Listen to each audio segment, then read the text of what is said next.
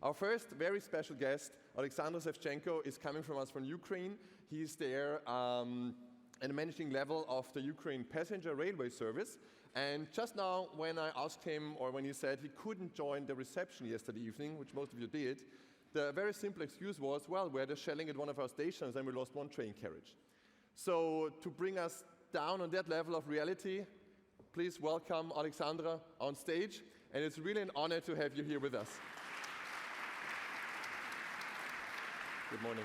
Good morning. Please, take the seat in the middle. So, hi. Hi, good morning. May I use one sentence already, which we had in introduction, because Oleksandr said that you repeated that war is not an excuse, yeah, and not an excuse to enhance our service. And I think that's a brilliant start, very strong standing for you as a person. What gives you this motivation and this standing personally to simply do exactly what you do in this executive level, in this performance that you do? What gives you the motivation and strength? Well, to be frank, first of all, to begin with, I'd like to start with a quick word of thank you to everyone here, because obviously for us, the struggle continues in Ukraine, and it's important to understand that all of Europe keeps supporting Ukraine and keeps, I've seen quite a few of you in Ukraine over the last year, and supporting the Iron family, the families of the deceased railway people. So it's important for us to understand that the people that we have evacuated, that they are being taken care of in the countries you are representing, and that it's glad to see you all here supporting us. So thank you. Thank you. Now back to the question. So, war is not an excuse, but it's a background. It's always the backdrop of everything we do. So when we are telling about enhancing the service, it means that we need to become better so that our kids, our families, our women, whoever we have evacuated, there have been more than 4 million people, so that they have the motivation to return. So for us, as you understand, the economy of any country cannot thrive without the main driving force of the economy, the people. So basically, if you leave only the elderly population in the country with everyone else evacuated, so it's hard to win the war this way. So basically, we need to come up with the conditions that would be the that would necessitate the return, that would motivate the return. So we are doing all the things to become the most family-oriented network in Europe, rail network in Europe. To that end, we have set up, we have turned our stations into the places that are absolutely kids-friendly. We have set up the, in Kiev, for example, we have set up the kids, well, I wanted to say the kids' corner. It's not basically a corner. It's bigger than this audience. It has the science museum concentrated on the rail. It has the basketball pitch. It has the football court. It has all sorts of things, and the library, lectorium, so all sorts of things that you would not suspect to find on the station. Yeah. But it's kid-centric. We have lots of activities going there all day long. So basically, it's one of the magnets that attracts families to the station, even if you're not going to have the train tonight. Right. So since life in Ukraine is anything but boring, and the life of the railwaymen as well, we are also investing our time and effort into making stay on the train equally not boring. So basically, for all the kids we have, so their activities start in the station, then it goes on further to the trains, where we have all sorts of board games, activities. We have the chess sets, the tradition of the Ukrainian trains. So basically, right now we're investing more time and effort into making our train rides as pleasant for the families as can be, so that they have a motivation to return back home. Thank you very much. Did train stations themselves also become kind of hubs now also for families to also find shelter, but also to find support to get daily means? Was this also part of this evolvement, necessary evolvement?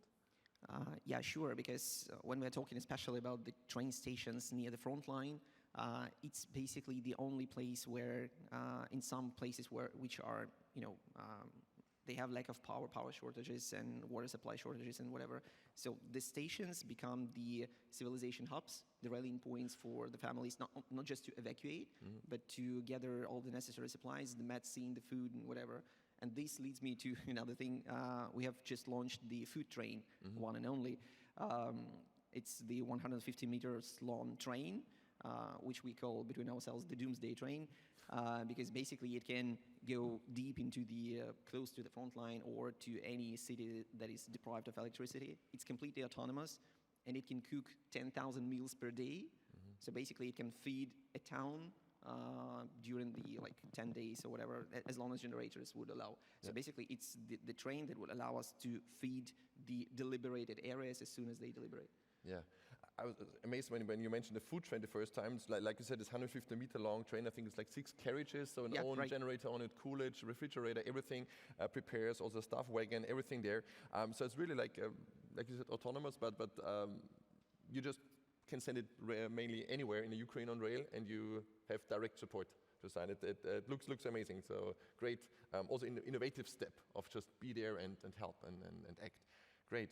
And another example, you also got this lovely present from you just before. Thank you very much. It's a little window from one of the trains, which is called the Train to Victory. So you said the windows are painted first of all in the Ukrainian colors, but also because they're bulletproof, so a different setup. Anyhow, what's this compared to the food train? What's now the Train to Victory? Well, the Train to Victory has been done last year, so it's the project that has been launched last year, and it keeps going. The idea is it's basically the passenger train, 7 train cars long. The idea is that Ukraine has 7 regions under occupation. So each train car is painted in the colors of the region that is temporarily occupied. In fact, 3 of those regions are already deoccupied. So basically, the train is becoming more and more symbolic, and it's the first train that comes to the deoccupied territory. So basically, as soon as the tanks and the military liberate the area, the train is the second thing to come. It brings food, it brings Starlinks, it brings electricity, it brings mobile networks. So everything comes on this first train to the city, medicine and things that people haven't seen. So basically, it's more than just a train. It's a symbol for the whole country that the areas are getting deliberated one by one, and people get, they buy their tickets for tickets to victory, and it's like, it's symbolic. Wow. Honestly, it's amazing listening to you. Like it's a natural story that you're telling, but it's like many. It is to yourself, yes, it is. But also a lot of experience in there, a lot of learnings and things that had to be set up and quite fastly for you as a company. So really amazing. With this Train to Victory, as you pointed out, food, medicine, internet connection. So this whole necessities of a certain daily life. You also mentioned that for the Train to Victory, I think it was that one wagon even was hit by a missile and caught fire, but still you arrived on time, which brought me back to your first quote, that it's not an excuse not to provide the best service that you will. The rail is rail. So, I mean, the main advantage of the rail is supposed to be that it comes on time. So in Ukraine, we have 91% accuracy level of all the trains. So basically, for us, it's important to show people that there is something predictable, at least something predictable during the war. So the trains are one of those things. Right. So even if the train is shelled, we have, in this particular case, we had one of the train cars caught fire. It wasn't directly shelled by a missile. No one was hurt. I mean, it was standing near the place where the missile hit. So basically, the last train car of the train caught on fire. Our people had to unattach it from the whole train. Labor protection rights are flexible in Ukraine these days.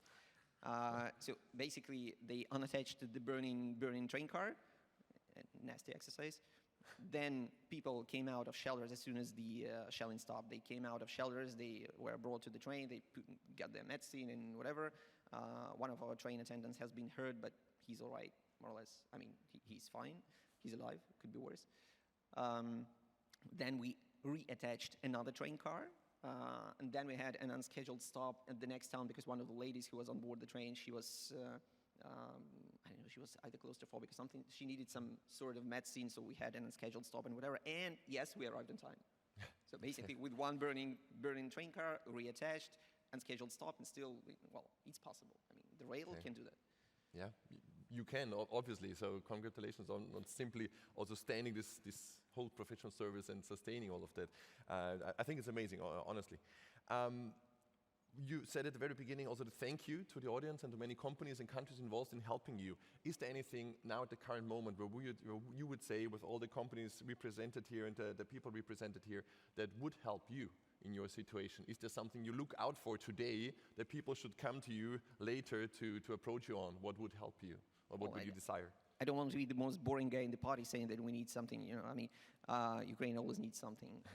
The point is that we have this Iron Family Fund that supports the families of the railway people who have been killed or held captive, or their families have been hurt or whatever.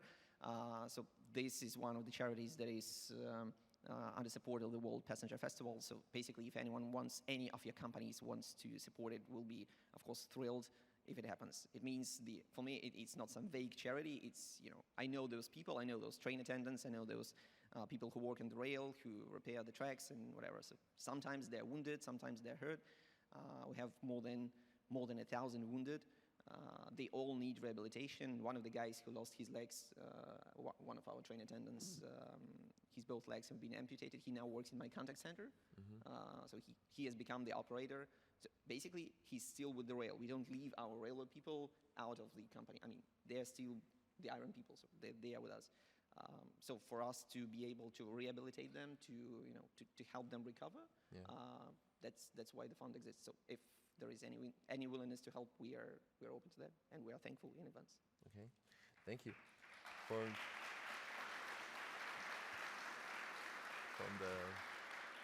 From the personal level, obviously you mentioned that there are changes, unexpected changes. For many of our companies, it's already a pain to just think of people going to retirement, and reassess them and get new fresh people into the company. How many personnel did you just lose? Not losing, but I mean not in your company at the moment because they are fighting somewhere, they're with their families, or they're somewhere else. Was there a big job for you that you had to cover? Yes. Well, when the war, when the biggest invasion started, we had 230,000-ish personnel. Now we are like 30,000 less because some people went into service, some switched jobs. I don't know. So, to be honest, we are fine operating with the force that we have. I mean, it's doable. We don't need to repopulate the rail in any way. So now it's efficient, as far as we can tell. I mean, it can be better in any sphere. I mean, the rolling stock needs to be replaced, as it's quite outdated in Ukraine. The timetable needs to be reassessed every now and then. In Europe, you usually review your schedule of trains like once per year. We cannot afford this to ourselves. I mean, we have like 5 or 6 re-estimations of the timetable during the year because this or that region may be deoccupied or whatever. So we need to, to come to this circle again and again. So it's a non-stop work. So basically, our people, they need, the only thing they need is motivation to keep going. So basically, and the biggest motivation for all of us is, we have families to protect, and we have families to return sometimes. So it's no big scientific deal. We just have to keep doing our jobs so that other people in the country can live more calmly and understand that, they can rely on the rail, and the rail will keep going no matter what. They will repair the track. In a few hours, they will reattach the burning train car, and so on. So, I mean, we'll still do that. It's a very good summary. As like you said, I think it's that they need motivate. You need to motivate people to have this, system they can rely on. But what I think is a motivation is something we normally do for ourselves. We motivate for ourselves or each other. But I think you are also inspiring people to dream for the next day and to continue and to finally change the situation. So I just want to personally thank you for being this inspiration also for all of us, because like when you said war is not an excuse, I guess we have to ask ourselves what is our excuse sometimes if we don't get things right or we don't get them settled or we don't move on. So thank you for being this inspiration, and I wish you many inspiring talks during the day. I guess there will be many people having even more questions for you. So thank you very much for joining us in Vienna. Thank you, Oleksandr. Thank you.